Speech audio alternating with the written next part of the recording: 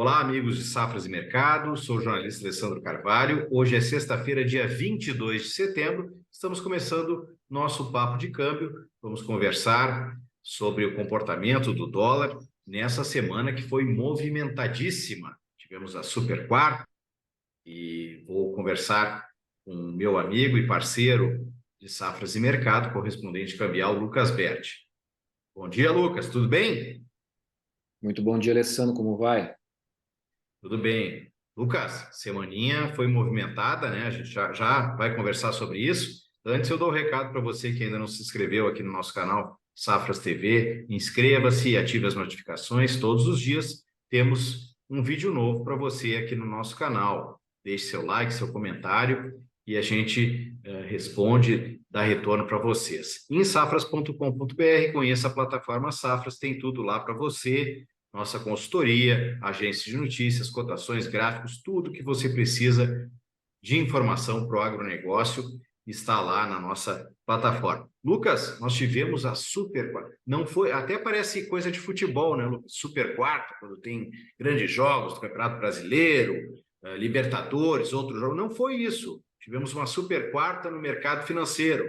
E não foi só uma Super Quarta, foi uma super semana que a gente teve com vários dados aí que impactam o câmbio, que mexe com todo o sistema, e a gente vai conversar sobre isso. O que tu começa dizendo, Lucas? Eu já vou compartilhar aqui a nossa tela, um comportamento do dólar comercial. Temos aqui. Abriu em tela cheia aí, Lucas? Sim. Tranquilo? Beleza. Olha aí, ó, tivemos uma puxada para cima do dólar depois dessas decisões, lembrando que o Banco Central do Brasil reduziu a taxa básica de juros para 12,75, Banco Central americano manteve a taxa em 5,25 a 5,50, né, ao ano, porém o Banco Central americano deu um indicativo aí que acabou mexendo com os mercados de que ou vai manter os juros em patamares elevados por algum tempo ou pode até ter uma correção para cima. Né, Lucas? Isso aí É, complicou. exatamente. A gente acabou tendo a confirmação dos bancos centrais, tanto do Brasil, dos Estados Unidos quanto do Brasil.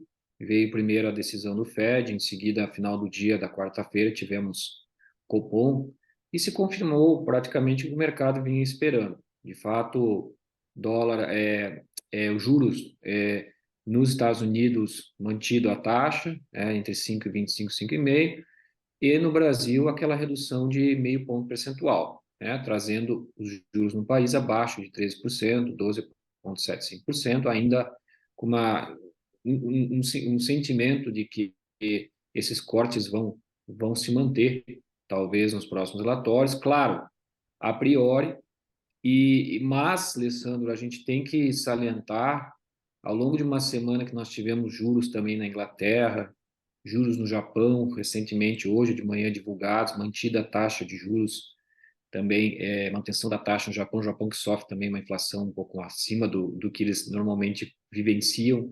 Outros países como Suíça, Suécia, Noruega tiveram divulgações, né, das suas taxas de juros, e por isso que a gente vem falando essa semana como a super semana de juros, né, porque nós tivemos em outros mercados, em outros países aí a divulgação. Mas, de fato, logo após a divulgação do Fed, nós tivemos já uma puxada um pouco no dólar, porque o Fed veio com algumas informações um pouco mais, esclarecendo um pouco mais a sua decisão, porém, com os poréns. O primeiro deles foi de que não se encerrou necessariamente o ciclo de alta de juros dos Estados Unidos. E como não se encerrou, acabou deslocando para uma estimativa um pouco maior, até eu diria, para Estados Unidos até relevante, de 0,5% a mais na estimativa de juros para anos de 2024 e 2025 nos Estados Unidos. Então, isso aí fez o dólar subir em todo o mundo, tá? O Brasil vem seguindo esse comportamento mundial, porque se você realmente observar, o nosso cenário local está bem calmo ultimamente. Nós não estamos tendo a nossa política interna tão assim influente nesse momento no comportamento do dólar, e você pode, de fato, fazer até uma comparação a anos anteriores, como do ano passado, durante esses anos que nós tivemos de pandemia, a política estava realmente muito presente nas oscilações da moeda, isso não está ocorrendo nesse período do ano, ou, né, atualmente, não quer dizer que não venha influenciar, mas atualmente o Brasil está seguindo muito a retórica juros, cenário externo também, acompanhando aí as moedas internacionais. E acabou subindo, e tivemos o Copom na quarta-feira, final do dia, comprovando aí o corte de 0,5%, o dólar no dia seguinte puxou ainda mais. Por quê? Porque o Copom, embora também tenha reduzido a taxa de juros e sinalizado que pode continuar reduzindo a taxa de juros, fez também um porém, de que está atento aos acontecimentos do cenário externo, que é o quê? Uma inflação que vai perdurar por mais tempo do que era previsto, né? E saliento novamente, não somente essa revisão para cima na taxa de juros, na possibilidade de revisão para cima na taxa de juros dos Estados Unidos, que não está descartada até o final do ano, eu quero salientar para essas taxas de 2024 e 2025, foi 0,5% de revisão para cima nessas taxas. Isso é significativo, tá? Então, ou seja, o ciclo de alta não necessariamente vai se encerrar e não sabemos se realmente vai iniciar algum corte efetivo na taxa de juros em 2024. Isso aí está afetando o mercado. Hoje, já o que nós estamos tendo é uma correção, claro, um pouco do mercado em relação à puxada. Nós tivemos o dólar que vinha operando a 4,85 antes da decisão do Fed, já subiu a quase 4,95 ao longo do mercado spot, mercado à vista. Tá? É importante a gente salientar isso. Que hoje está um pouquinho mais próximo do mercado futuro. Nós estamos encerrando, estamos com poucos dias até o final do mês, então essa diferença de mercado dólar futuro e dólar spot à vista acaba se ficando um pouquinho menor, né? A gente pode um dia explicar como é que isso acontece aqui no nosso podcast, mas de fato, o dólar deu uma puxada forte e acabou sem dúvida hoje está corrigindo, inclusive a gente está no momento nesse momento num ponto do dólar operando agora, né, Alessandro? Se você puder me ajudar aqui com o gráfico, Ele estamos com o dólar operando esse momento 4,92. 4,92. Aí, inclusive, eu acho que eu posso colocar para você algumas observações técnicas desse momento. Seria praticamente no buco de oferta, onde os operadores se posicionam, tanto para compra quanto para venda. A gente está aí 1 centavo acima de uma posição forte de compra, que seria 1,5 centavo, talvez, seria ali em torno de 4,905. Então, tem compra nesse nível, tá? Seria mais uma compra mais significativa. Se caso venha a reverter, nós temos uma posição boa de venda 4,94, mais ou menos, tá? Então, a princípio, o mercado corrigindo, trabalhando naquela banda, mas se nós analisarmos o gráfico de uma forma um pouco mais, o gráfico de uma forma um pouco mais, digamos assim, geral, né, num comportamento de banda, nós estamos dentro daquela banda que nós tínhamos já visto dias atrás, você não lembra? Que era entre 4,85, 4,84 e até R$ 5. Dólar não está dando a entender que vai chegar nesses níveis agora, mas a princípio, nesse momento, a gente está operando praticamente aí dentro dessa banda aí de oscilação, talvez digamos, num ponto médio dessa banda, né? Seria, se observar ali, traçando o gráfico, desde quando ela se deslocou ali no mês de agosto, né, praticamente, ela tem se mantido entre esses níveis de 4,84, inclusive eu quero salientar Sim. que essa semana ela chegou a testar bastante o 4,85, Se tu um olhar suporte. aqui, nós temos vários fundos aqui na faixa de 4,84 mesmo. E lá em cima, 4,84, perto dos 5. Então faz tempo aí, desde, sei lá, 10 de agosto aqui, a gente está com essa mínima de 4,84 e com o topo lá em 5, né? Já faz aí um bom tempinho aí, quase 2 meses. Não, exatamente, é, exatamente. É, dá para dizer 3 de agosto aqui, porque antes ele tinha aberto aquele gap que ainda não fechou, né? Ali nessa faixa aqui de 482, né? Abriu tem esse gap resistido. aqui. E Realmente. subiu e se manteve nessa banda maior aqui, entre 484 e 5, né? Correto, exatamente. E isso deve-se ao fato de que o Fed acabou trazendo esses poréns, né? Trazendo essa situação de que a inflação não está totalmente controlada. Alguns indicadores dos Estados Unidos vêm comprovando que o número de auxílios, de pedidos de auxílio-desemprego não estão altos, ou seja, o mercado está empregando. A gente acabou de ter essa manhã, inclusive não deu nem tempo para a gente olhar direito, porque nós estávamos aí no processo de fazer a gravação do podcast, mas os Estados Unidos acabou de divulgar o seu PMI composto, né? Que mostra aqui, pelo que eu estou vendo, em setembro, o PMI composto vem mostrando o menor nível em 7 meses. PMI é um medidor de crescimento da indústria, de atividade industrial. Tá? Isso pode ser interessante para digamos assim, injetar um pouco mais de sentimento de que Fed não necessitaria elevar mais juros, porque quando você reduz a atividade industrial, você acaba fazendo o quê? Você acaba empregando menos, né? Empregando menos, as pessoas acabam consumindo menos, certo? E mesmo a indústria acaba também consumindo menos, porque ela acaba comprando menos commodities, ela acaba comprando menos matéria-prima. Então, tudo isso, e quando nós temos uma atividade não tão favorável de atividade industrial nos Estados Unidos, na verdade, corrobora com o quê? Uma contenção na inflação, mas essa preocupação existe. E você observa bem que foi bem na quinta-feira que nós tivemos aquele gap, início de pregão, logo que o Fed divulgou, deu uma subida já, o mercado se recuperou, no dia seguinte veio o Copom com uma ressalva. Nós temos que ficar atentos ao cenário externo, né? Porque, inclusive, deixa eu até comentar, Alessandro, acho que é importante, no começo dessa semana nós tivemos também a pesquisa Focus, que a gente vai verificar como é que vai ser na semana que vem. A pesquisa Focus vinha aumentando o preço, a estimativa da cotação do dólar para o final do ano, tá? E na última eles fizeram uma revisãozinha para baixo, então é importante salientar isso, né? Agora previsto a 4,95 o dólar até o final do ano. Por que que eu falo da pesquisa Focus, embora seja bem digerida no mercado, né?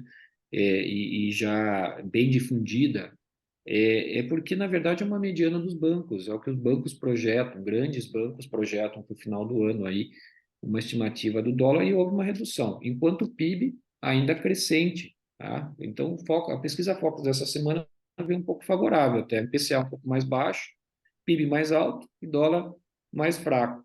E Selic mantida ainda, eles acreditam ainda que vai ser mantida a 11,75% até o final do ano, vai chegar lá.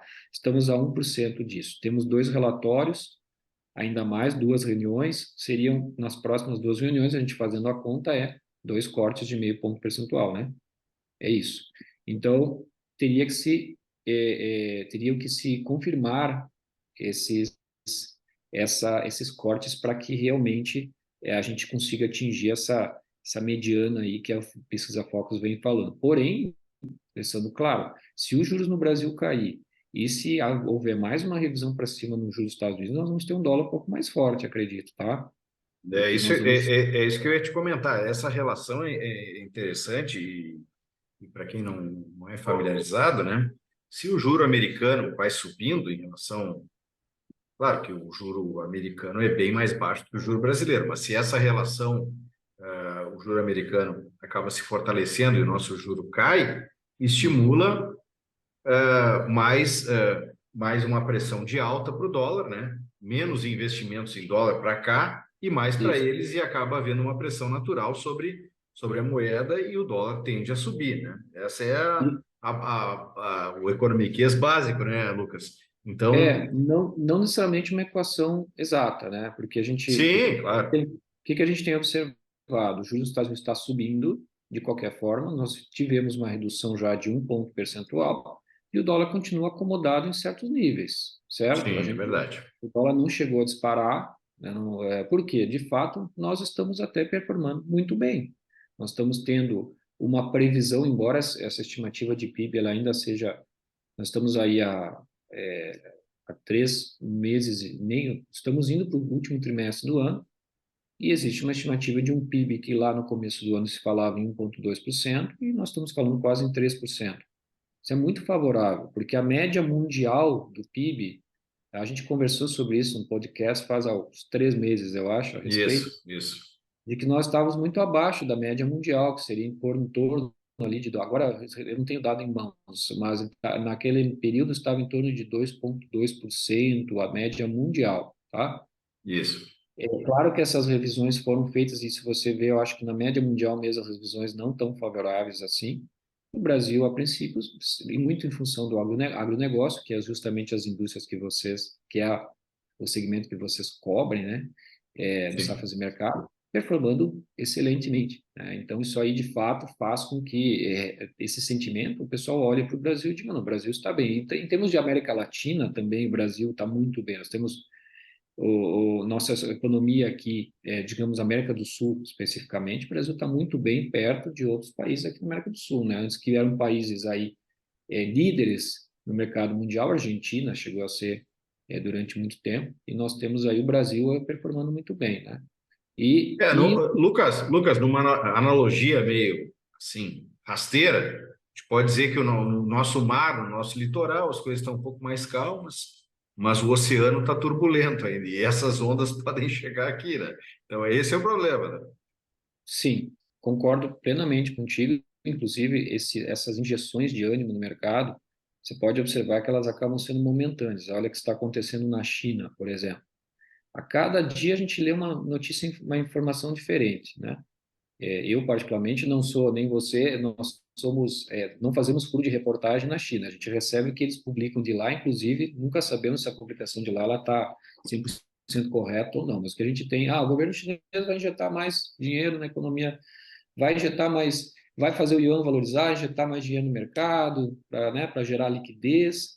Aí, no dia seguinte, você já vê que, não, mas a atividade industrial não está desse jeito, a atividade no setor imobiliário está bastante fraca.